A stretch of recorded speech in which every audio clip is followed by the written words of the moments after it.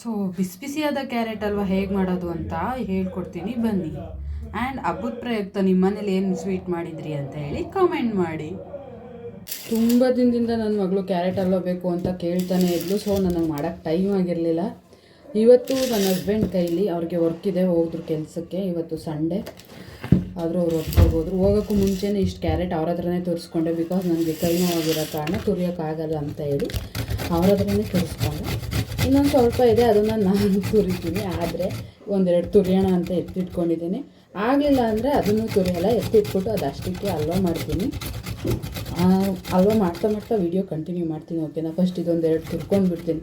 ಹಾಗೆ ಹಲ್ವಾ ಹೆಂಗೆ ಮಾಡೋದು ಅಂತಲೂ ಹೇಳ್ಕೊಡ್ತೀನಿ ಬನ್ನಿ.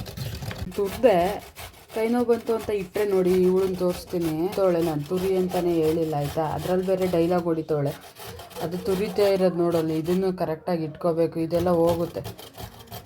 ತುರಿ ಅಂತ ಹೇಳ್ದೆ, ಫೋರ್ಸ್ ಮಾಡಿದೆ ಅಂತ ಹೇಳು ಅಂತ ಹೇಳ್ತಾಳೆ. ಇದಿಷ್ಟು ತುರಿಯೋಕ್ಕೆ ಕೈ ನೋವು ಬಂತೆ. ಏನಕ್ಕೆ ತುರಿದೆ? ನನ್ನ ತುರಿತಾನೆ ಇರಲಿಲ್ಲ. ಇಡಿಯಟ್. ಹೋಗಿ ಸರಿ. ಇವಾಗ ಫಸ್ಟು ಕ್ಯಾರೆಟ್ನೆಲ್ಲ ಒಂದು ಕುಕ್ಕರ್ಗೆ ಹಾಕೋತಾ ಇದ್ದೀನಿ. ನಾನು ಕುಕ್ಕರಲ್ಲಿ ಒಂದು ವಿಷಲ್ ಓಡಿಸ್ಬಿಡ್ತೀನಿ. ಇದಕ್ಕೊಂದು ಲೋಟ ಹಾಲು ಹಾಕ್ಬಿಟ್ಟು, ಇನ್ನೂ ಸ್ವಲ್ಪ ಜನ ಹೆಂಗೆ ಮಾಡ್ತಾರೆ ಅಂತಂದರೆ ಒಂದು ಲೋಟದಲ್ಲಿ ಹಾಲು ಹಾಕ್ಬಿಟ್ಟು, ಹಾಲು ಹಾಕೋಕ್ಕೂ ಮುಂಚೆನೇ ತುಪ್ಪ ಹಾಕಿ ಕ್ಯಾರೆಟಲ್ಲಿ ಹುರ್ಕೋತಾರೆ ಚೆನ್ನಾಗಿ. ಬಟ್ ನಾನು ಅದು ಹುರಿದ್ರೇ ಬೇರೆ ಟೇಸ್ಟ್ ಇರುತ್ತೆ, ಈ ಥರ ಬೇಯಿಸಿದ್ರೇ ಬೇರೆ ಟೇಸ್ಟ್ ಇರುತ್ತೆ. ಎರಡು ಥರನೂ ಮಾಡ್ಬೋದು ಇದನ್ನು.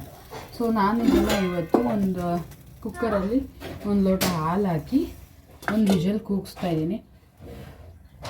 ನೀವು ಹಸಿ ಹಾಲನ್ನಾರು ಹಾಕ್ಬೋದು ಅಥವಾ ಕಾಯಿಸಿಟ್ಟಿರೋ ಹಾಲನ್ನಾರು ಹಾಕ್ಬೋದು. ಒಂದು ಲೋಟನೇ ಹಾಕಬೇಕು ಅಂತ ಏನಿಲ್ಲ. ಒಂದು ಲೋಟ ತೊಗೊಂಡಿದ್ದೀನಿ, ಅದರಲ್ಲಿ ಒಂದು ಅರ್ಧ ಲೋಟ ಹಾಕಿದ್ದೀನಿ ಅಷ್ಟೇ. ಸೊ ಇದನ್ನು ಒಂದು ವಿಷಲ್ ಕೂಗ್ಸೋಣ ಇವಾಗ. ಸೊ ನೋಡಿ, ಇವಾಗ ಇದು ಒಂದು ವಿಷಲ್ ಕೂಗಿದೆ, ಈ ಥರ ಆಗಿದೆ. ಇದಕ್ಕೆ ನಾನು 1 ಕಪ್ ಸಕ್ಕರೆ ಹಾಕ್ತೀನಿ. 1.5 ಅಥವಾ 1 ಕಪ್ಪು ತೊಗೊಳ್ಳಿ ಸಾಕು ಅಳತೆಲಿ. ಆ್ಯಂಡ್ 2 ಸ್ಪೂನ್ ತುಪ್ಪ ಹಾಕ್ತೀನಿ. ಓಕೆನಾ? ಆಮೇಲೆ ತಿರ್ಗಾ ತುಪ್ಪದಲ್ಲಿ ಒಗ್ಗರಣೆ ಹಾಕಬೇಕಲ್ಲ, ಸೊ ಅದಕ್ಕೆ ಒಂದು 2 ಸ್ಪೂನ್ ಹಾಕ್ತೀನಿ. ಸೊ 2 ಟೇಬಲ್ ಸ್ಪೂನ್ ಹಾಕ್ತಾಯಿದ್ದೀನಿ. 2 or 3 ಯುವರ್ ವಿಶ್, ನಿಮ್ಗೆ ಎಷ್ಟು ಬೇಕೋ ಅಷ್ಟು ಹಾಕ್ಕೊಳ್ಳಿ. ನಾನು 3 ಟೇಬಲ್ ಸ್ಪೂನ್ ಹಾಕಿದ್ದೀನಿ.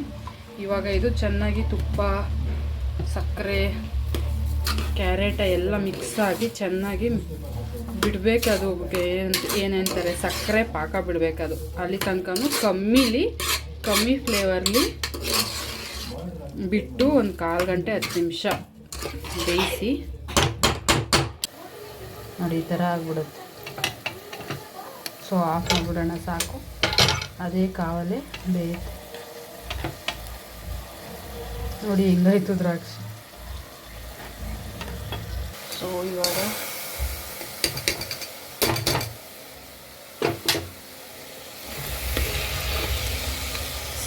ನಾನು ಇವಾಗ ಮಿಕ್ಸ್ ಮಾಡಿ ಲಿಡ್ ಕ್ಲೋಸ್ ಮಾಡಿ, ಒಲೆ ಆಫ್ ಮಾಡಿ ಲಿಡ್ ಕ್ಲೋಸ್ ಮಾಡಿ ಅದನ್ನು ತಣ್ಣಗಾಗೋ ತನಕ ಬಿಡಿ. ಬಿಸಿಲು ತಿನ್ಬೋದು, ಬಟ್ ತಣ್ಣಗಾದ್ಮೇಲೆ ತಿಂದರೆ ಚೆನ್ನಾಗಿರುತ್ತೆ. ಬಿಸಿಲು ತಿನ್ನೋರು ಬಿಸಿಯಾಗಿ ಇನ್ನೂ ಒಂಚೂರು ತುಪ್ಪ ಹಾಕೊಂಡು ತಿನ್ನಿ ಬೇಕು ಅನ್ನೋದು, ಇಲ್ಲ ಸಾಕಂದರೆ ಹಾಗೆ ತಿನ್ನಿ, ಸೂಪರಾಗಿರುತ್ತೆ.